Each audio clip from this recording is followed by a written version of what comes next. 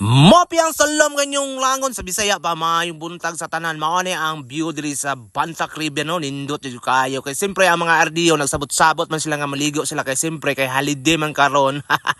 Mao ni lang mga picture no, nindot gyud lang kuha diri no. Og apil na si Henry no, grabe yung kagandahan si Henry diri mao ni. Atong mga kauban ng mga RDO ng mga dragon. Mao ni lang mga video og picture no, nindot gyud lang mga kuha diri. Siyempre ni apil buta diri no. Mao ni atong mga picture nindot to kaya mga kuha diri, grabe atong pagka dragon diri.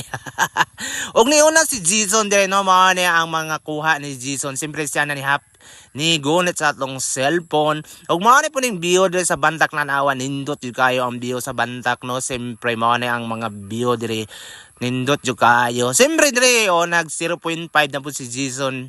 Siyempre di grabe gud ang kagandahan daw diri. Siyempre gitulak na po niya si Iris kani Sakay o Kianga.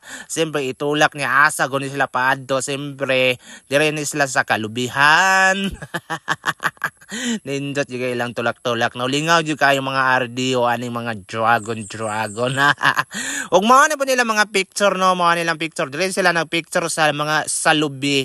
Kaya siyempre kay mga promo daw ni sila sa mga lubi. Mga po ni Sendre no. Ni Sakay na po sa bakho kay mo apply siguro na siya og driver. Og ni-appeal na po si Iris no. Grabe ang kagandahan ni Iris. Sa tuwing ika'y nasasaktan.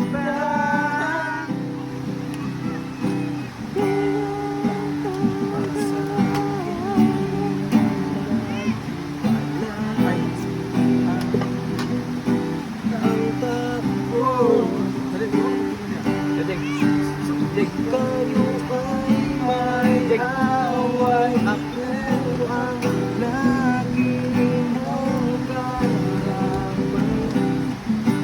Di naman tayo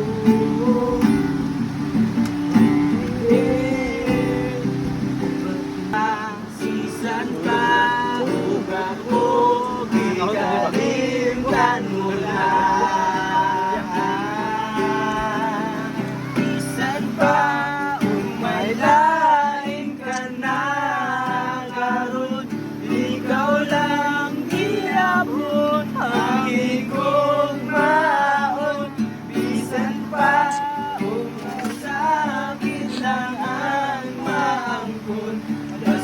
Malipay ka ang tanan ng dawatoy.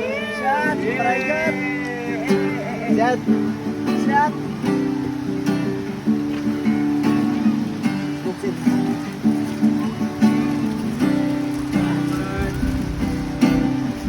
Nakita ko karon ang kahintang mo.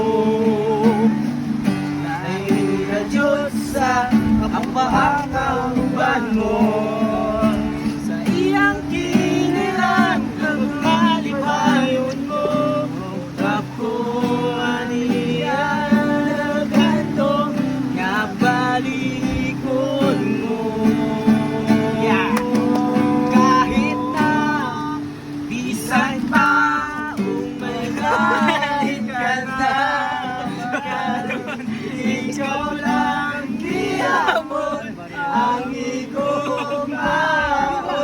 Bisan pa sakit ng hangman ko.